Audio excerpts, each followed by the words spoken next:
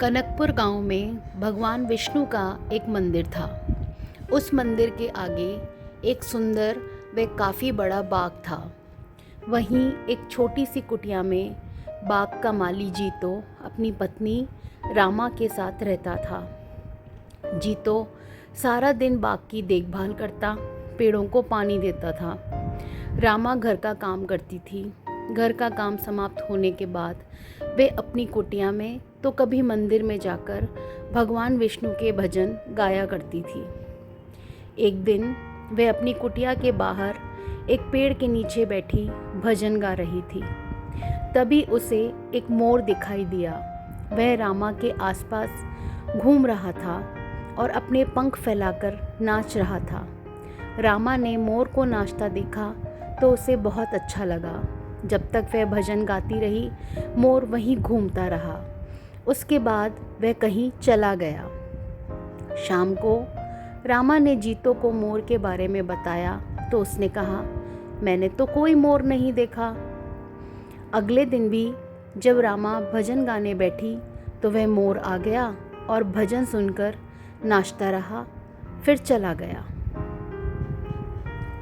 रामा भजन समाप्त होने पर उसे ढूंढती रही, लेकिन वह मोर कहीं नजर नहीं आया। अगले दिन रामा मंदिर गई और मंदिर के पुजारी से मोर के बारे में पूछा। पुजारी ने कहा, बेटी, मैंने तो कोई मोर नहीं देखा, हो सकता है पास के जंगल से आया हो। तब रामा ने कहा, लेकिन बाबा, मैं जब भजन गाती हूँ वह तभी आता है और जैसे ही भजन पूरा हो जाता है वह चला जाता है, उसके बाद कहीं नजर नहीं आता।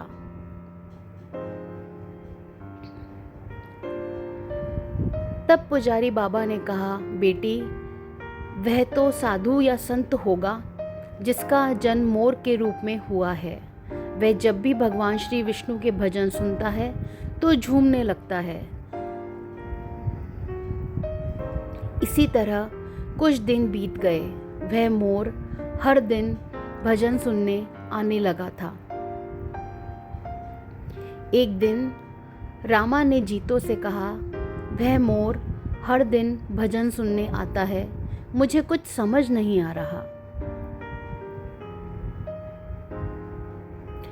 तब जीतो ने कहा, अरे बाग है, पक्षी उड़ते आते जाते हैं, ऐसे ही मोर आ जाता होगा। तुझे लगता है वह तेरा भजन सुनने आता है, हो सकता है वह खाने की तलाश में आता हो।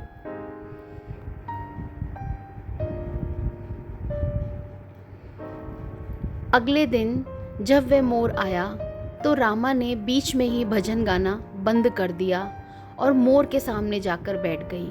उसे देखकर मोर जाने लगा। तब रामा ने कहा, हे पक्षीराज मयूर, तुम साधारण मयूर नहीं हो, मैं तुम्हारे बारे में जानना चाहती हूँ, तुम कौन हो?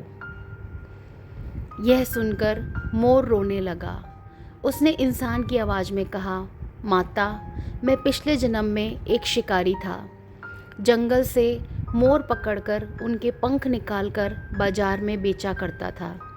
एक बार जंगल में मैंने एक मोर पकड़ा, उसके पंख निकालने के कारण वह घायल हो गया और मरने लगा।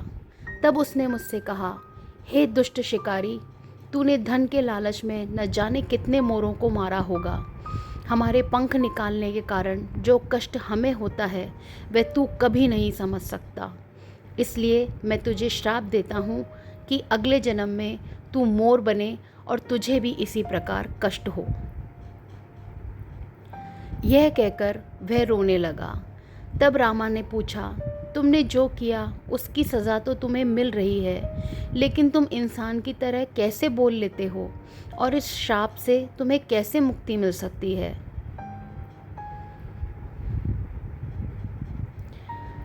तब उस मोर ने कहा, आज जब कोई मेरे पंख निकालता है तो मुझे बहुत दर्द होता है, लेकिन इन कष्टों को सहते हुए जब से मेरा जन्म हुआ है मैंने श्री हरि विष्णु नाम का जाप शुरू कर दिया। इस जाप के कारण मेरे कष्ट कम हो गए। आपको भजन गाता देखकर मेरा मन नाचने को बेचैन हो जाता है। भगवान श्री हरि विष्णु की मुझ पर बहुत कृपा है। मैं कभी भी अपना रूप बदल सकता हूँ।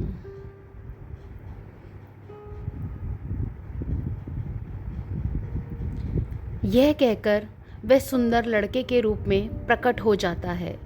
उसे देखकर रामा बहुत खुश होती है और पूछती है, किंतु तुम किसी और को क्यों नहीं दिखाई देते?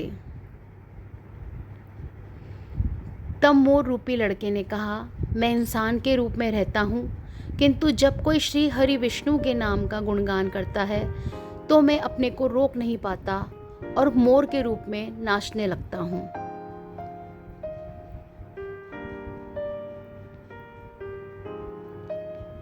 रामा ने आगे पूछा, तुम्हें इस श्राप से कैसे मुक्ति मिल सकती है?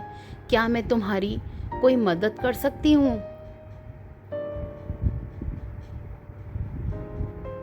तब मोर ने कहा, माता, यह बहुत कठिन है।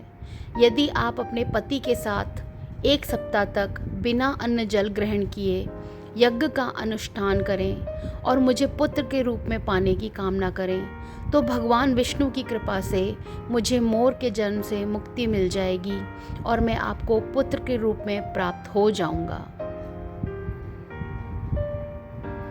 रामा ने शाम को यह बात जीतो को बताई। जीतो ने मंदिर के पुजारी से बात की और यज्ञ का अनुष्ठान किया। 7 दिन लगातार यज्ञ चलता रहा। 7वें दिन यज्ञ की अंतिम आहुति के साथ मोर ने अपने प्राण त्याग दिए और 9 महीने बाद रामा के गर्भ से एक तेजस्वी बालक के रूप में जन्म लिया। भगवान विष्णु की कृपा से हर प्राणी को कष्टों से मुक्ति मिल जाती है।